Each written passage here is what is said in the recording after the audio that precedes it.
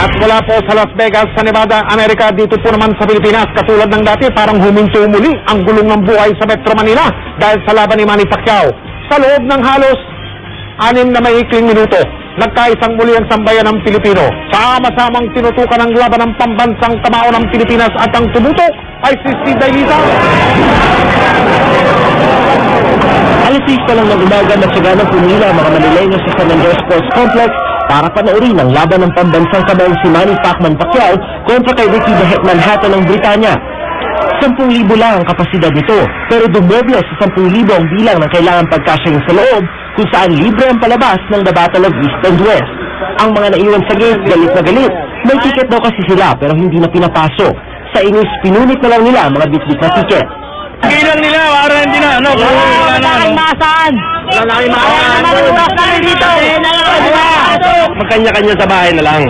Kasi once na pinasok mo pa to, talagang hindi nakakayanin. Puno na rito, wala na hanap upuan eh. Sa loob kahit pasisikan, ganado ang mga tao, lalo na magsimula ang laban at masilayan ang pambansang kamao. Pero di pa man sila umiinis sa kinilalagyan, biglang silang sinurpresa ng idolong si Pacman matapos ang dalawang magkakasunod na knockout ito sa kalabang si Hitman.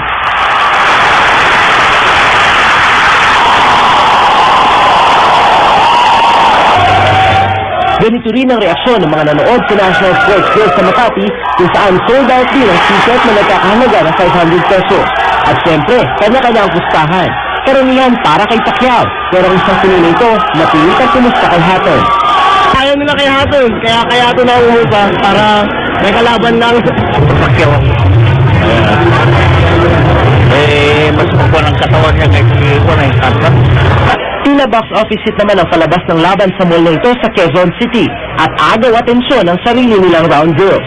Di na rin nagkamayo ang mga nanood sa libreng palabas ng laban sa Victory Mall sa Caloocan City sa pag-arangkada ng round 2. Lalo na nang tuluyang pabagsakin ng pambansang kamao ang The Hitman sa Manchester, England.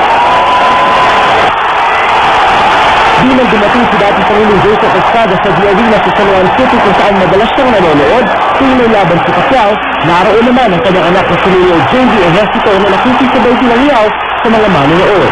Sobra, hindi lang yata sa pambansa ko tumalon dito. Sobrang saya natin dahil talagang iba yung mga na ibinibigay ni Manny para sa atin. Nakisa rin ang mga sundalo sa Camp Aguinaldo sa pagsasaya dahil sa tagumpay ng kanilang kabaro. Ang mga sakay naman ng bus na ito, hinintay munang matapos ang laban ng idolo bago tumulak patungo sa probinsya ng PBR.